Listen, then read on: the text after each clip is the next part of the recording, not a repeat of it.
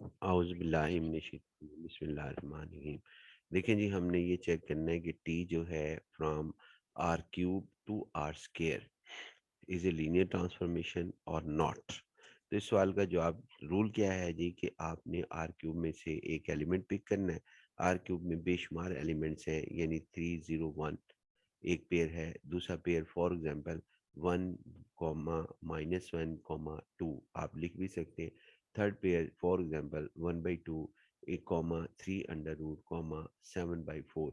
इस तरीके से पेयर 3 3 के टुपल्स हैं, यानी यहाँ पे मैं 1 लिख दूँ, यहाँ पे 2 लिख दूँ, यहाँ पे 3 लिख दूँ, तो या फिर मैं यहाँ पर जो है 3 अंडर रूट लिख दूँ और इधर मैं जो है 4 लिख दूँ और इधर 5 लिख दूँ। ये सारे एलिमेंट आर क्यूब से लिए जाएंगे, चाहे वो लाखों करोड़ों हों, अरबों हों। तो इस रूल क्या हमारे पास है? रूल ये है जी कि आपने उसका आंसर, यानी टी जब ऑपरेट होगा इस एलिमेंट, किसी भी एलिमेंट पे जो आर क्यूब का हमारे पास लिया जाएगा, किसके किसी भी एलिमेंट पे ऑपरेट करेगा, तो इसका पहला आंसर ज़ीरो होगा और थर्ड पोजीशन को एज इट लिख दिया जाएगा।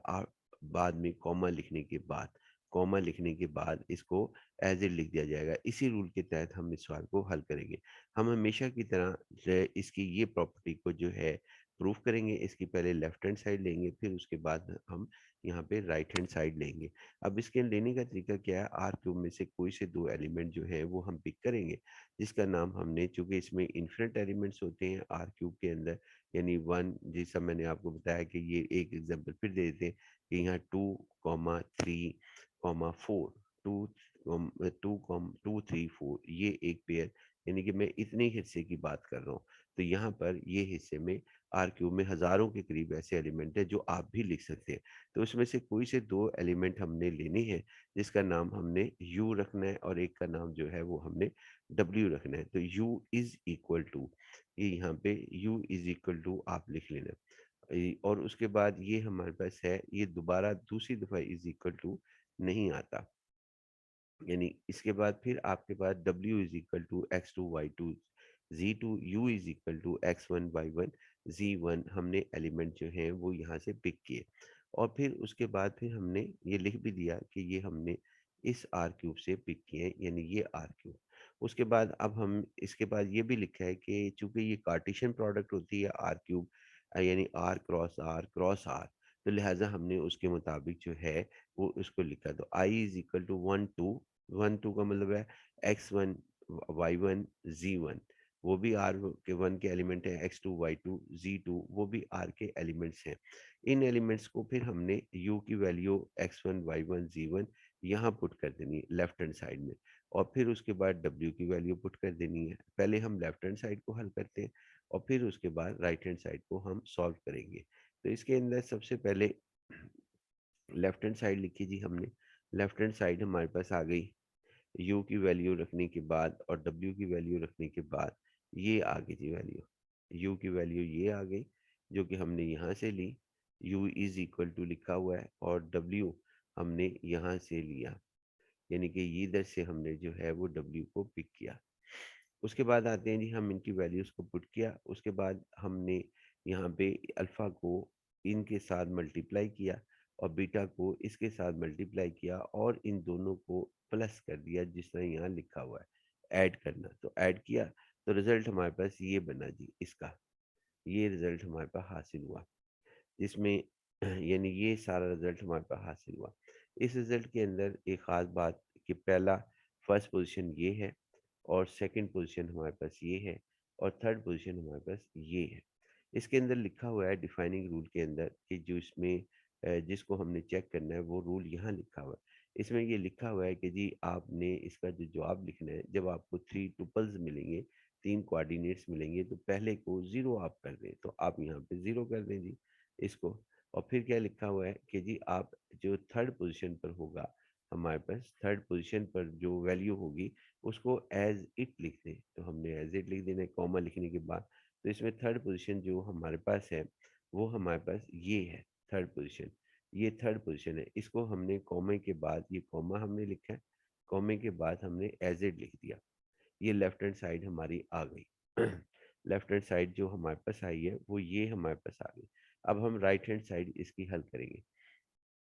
इस रूल के तहत जो यहाँ पे डिफाइन किया गया है, जो भी रूल डिफाइन किया गया, तो यहाँ पे अब यू की वैल्यू हम पुट करेंगे। ये left hand right hand side हमने लिख दी अल्फा टी ऑफ यू जो ऊपर लिखी हुई है, और डी ऑफ डब्ल्यू। अब यू और डब्ल्यू की वैल्यू को हम यहाँ पे पुट करेंगे। यू की वैल्यू ये है आपके पास, इसके अंदर x1 y1 z1, और डब्ल्यू की वैल्यू है x2 y2 z2 हमारे पास है। ये दोनों वैल्यूज को जब हम यहाँ पे सब्स्टिट्यूट करेंगे और उसके बाद फिर हम इसमें टी को ऑपरेट करेंगे इस रूल के तहत जो यहाँ पर मेंशन हुआ हुआ है। देखिए जी, हमने यहाँ पे वैल्यू को पुट किया तो आपके सामने ये रिजल्ट हमारे पास आया जी।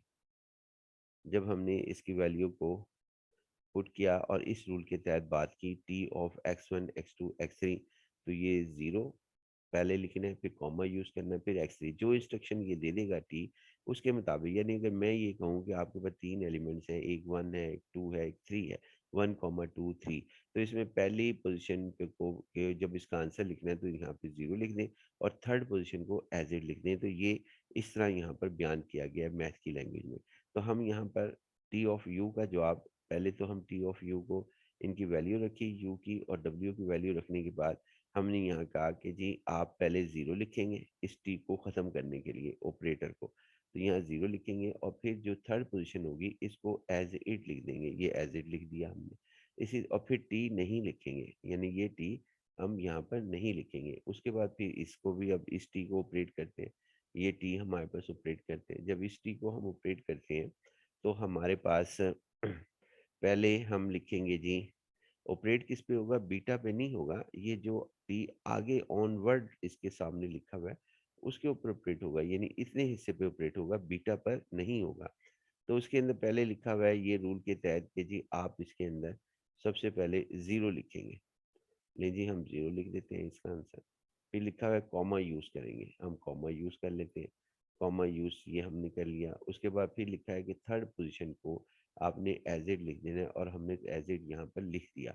उसके बाद फिर ये है कि हम आम तरीके से टी चूंकि ऑपरेट हो गया, यहाँ से ये टी ऑपरेट हुआ और इसके अंदर टी नहीं है, ये देखने टी नहीं है, तो अब ये आम तरीके का सवाल बन गया। अब इसके अंदर हमारे पास क्या होगा, अल्फा से इसे मल्टीप्लाई करते हैं इसको, और इसको बीटा से मल्टीप्लाई करते हैं और इसे ऐड करते हैं, तो ये हमारे पास आंसर आ जाएगा।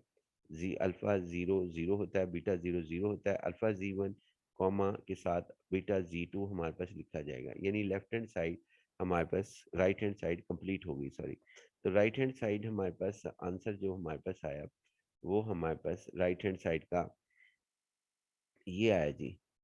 इसमें राइट हैंड साइड ये आई, ये राइट हैंड साइड आपके पास आ गई। लेकिन अब हम देख लें क्या लेफ्ट हैंड साइड भी यही है। जब हमने इस प्रॉपर्टी को यूज़ किया तो लेफ्ट हैंड साइड भी यही है हमारे पास, दोनों इक्वलेंट हैं, लिहाजा लेफ्ट हैंड साइड और राइट हैंड साइड इक्वल होने की वजह से हम कह सकते हैं टी इज़ लीनियर ट्रांसफॉर्मेशन। और ये सवाल जो है हमारा एंड होता है।